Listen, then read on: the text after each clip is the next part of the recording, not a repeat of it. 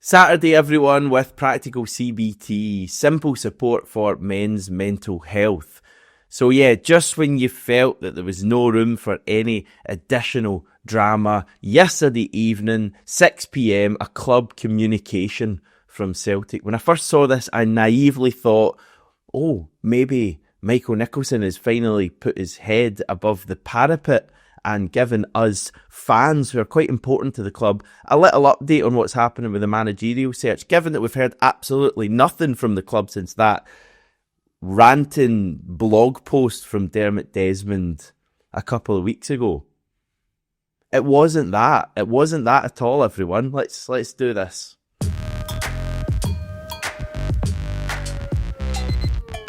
It was an update regarding an incident that happened at the recent match against Falkirk. So the game when Martin O'Neill came back, and it was an incident at half-time in the standing section. Celtic say that a member of their matchday staff was assaulted while conducting a routine ticket check at the front of the rail seating section. They then say around 100 individuals from the Green Brigade took part in a coordinated and orchestrated action to rescue that individual.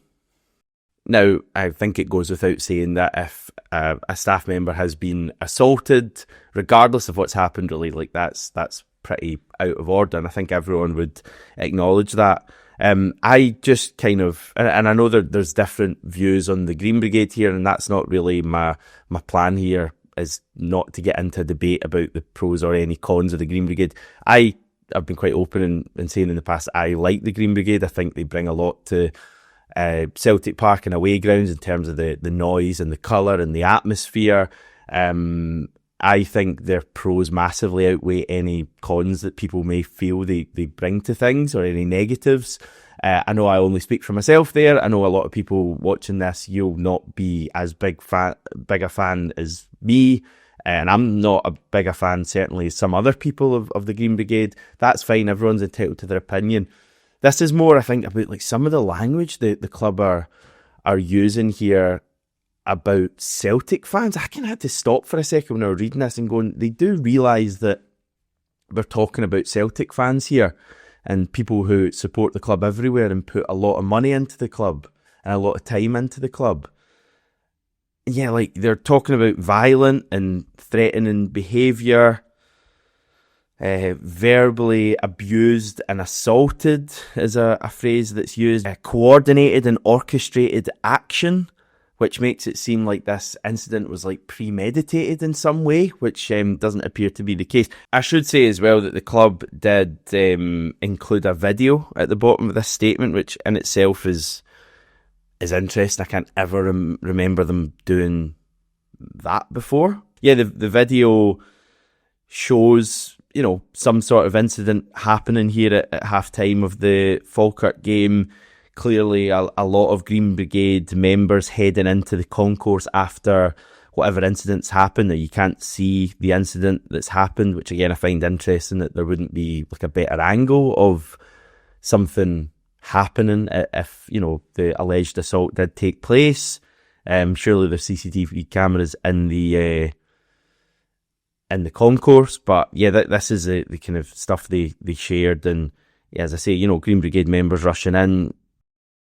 Clearly it's a bit of an unsavoury incident, and the club were probably looking for any excuse to ban the Green Brigade. That's my own personal view, and they've probably found it here, and they have done so. They've banned the Green Brigade for a total of 6 matches. Now that's 3 at Celtic Park, so this starts this weekend with the Kilmarnock game. The Green Brigade will also be banned for the Dundee home game on the 3rd of December and the really big game against Hearts on the 7th of December. So the Green Brigade won't be in for that really crucial match.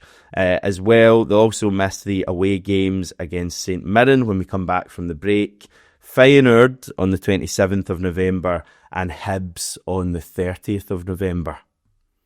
So yeah, not ideal at this point with everything else that's going on, that like we appear to have yet another war between the club and the Ultras and the Green Brigade. And yeah, I'm just pretty cynical about everything the club do at the moment. And I think, to be honest, with good reason. I mean, we literally have recent evidence of the club lying to supporters when they told the kind of fan organisations, including the collective that were present at that meeting a few weeks ago, they said blatantly that there was no disconnect between the board and Brendan Rodgers. The club said that, and then a couple of weeks later we got that blog post from Dermot Desmond saying that there had been issues with Brendan Rodgers causing it all, going back months. So yeah, we know about that. That's there in black and white. So yeah, you just know that the club are drumming everything up here in this statement. They talk about a risk of one of the officers being pulled to the ground and trampled in amongst the larger group. They know exactly what they're doing here. They're using like incredibly strong language. Again, in my opinion, only my opinion, to sow division amongst the Celtic support. I think it's a disproportionate response, and you do get the impression the club are looking for an excuse to ban the ultras, given the recent protests and the heat that they've been coming under, and even you could say the recent mandate from the Celtic fan survey for an increased standing section. Like it's hard not to be cynical about what the club are doing at the moment. And I kind of had to laugh because we don't hear from the club really ever. We don't get proper insight into things and detail from the club. It's all just so vague. But when they're slagging off our own fans, yes, suddenly they've got all this information and they're very willing to come forward and put a statement out there. Like it's just, and it just kind of it all feeds into this disillusionment that so many of us feel towards the club at the moment. And at a time when maybe there's an opportunity for us to feel a bit better. We won a derby. Martin O'Neill's come in. I know Thursday night didn't go well, but Martin O'Neill has been calling for unity and people to come together. And now you've got the exact opposite coming out of the club.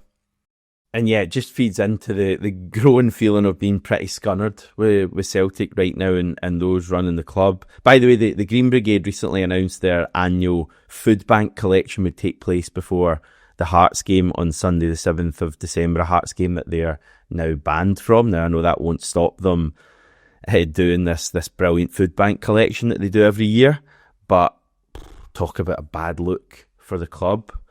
And the Green Brigade did have a statement out yesterday too after the news. They spoke about a number of things, including the concerning relationship between Celtic and Police Scotland.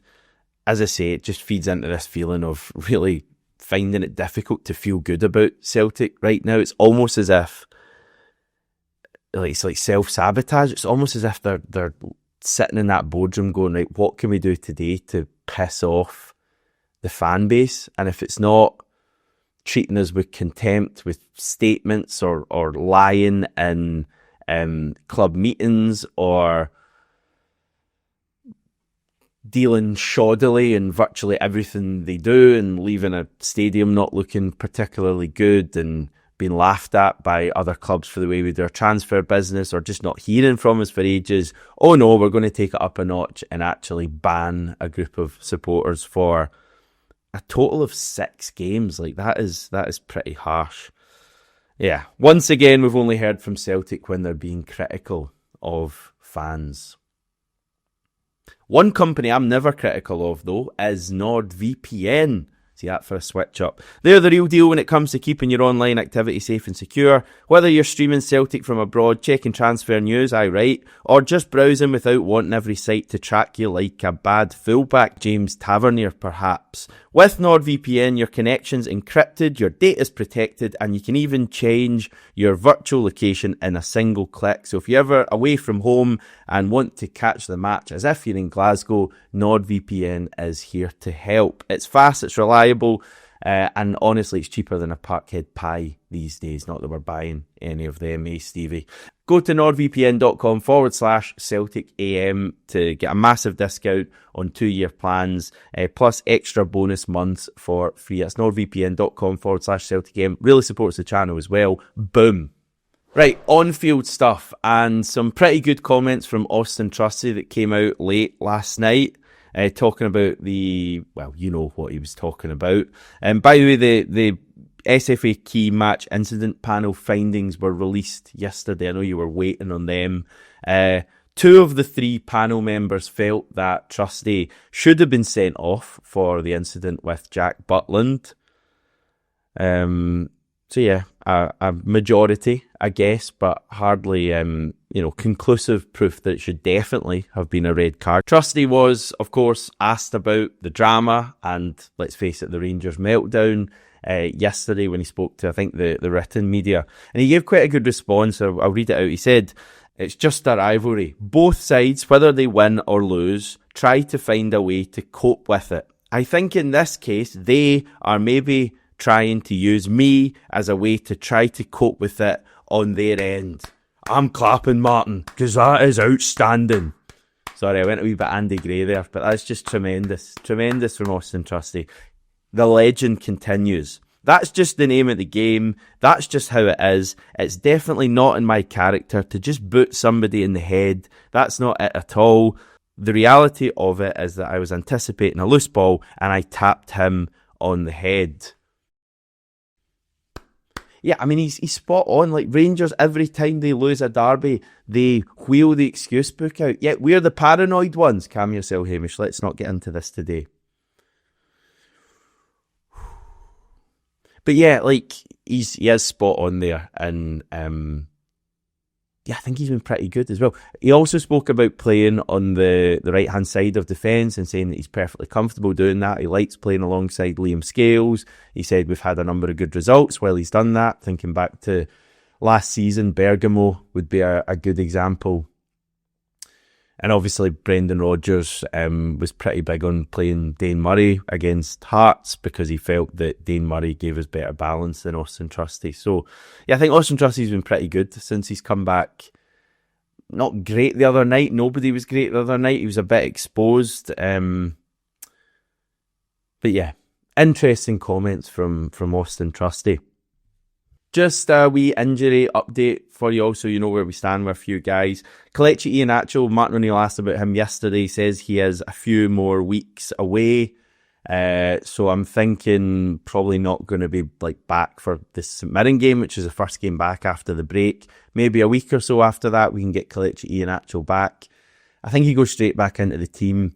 It's just a weird one with Iheanacho because he felt like he was such a Rodgers signing very clearly. And now Brendan Rodgers isn't there, so how's he going to cope with the new manager? Yeah, it's just a short-term deal at this point as well. So that's going to be interesting to watch. We're not really in a position to turn our nose up at any sort of quality, and Iheanacho has looked like he's had some quality so far. Arne Engels, he went off on Thursday. I think it was a bit of a hamstring. Doesn't appear to be too bad. Martin O'Neill says he's just a little bit sore. Not quite clear if he'll be in the squad for tomorrow's game. And Callum Osman certainly won't be. He went for a scan yesterday. The club weren't aware of results at that stage, but it does seem like that's a pretty bad one and he'll be out for a period of time. So yeah, team for tomorrow. It's a relatively short turnaround from Thursday, so I'm expecting a few changes, but also...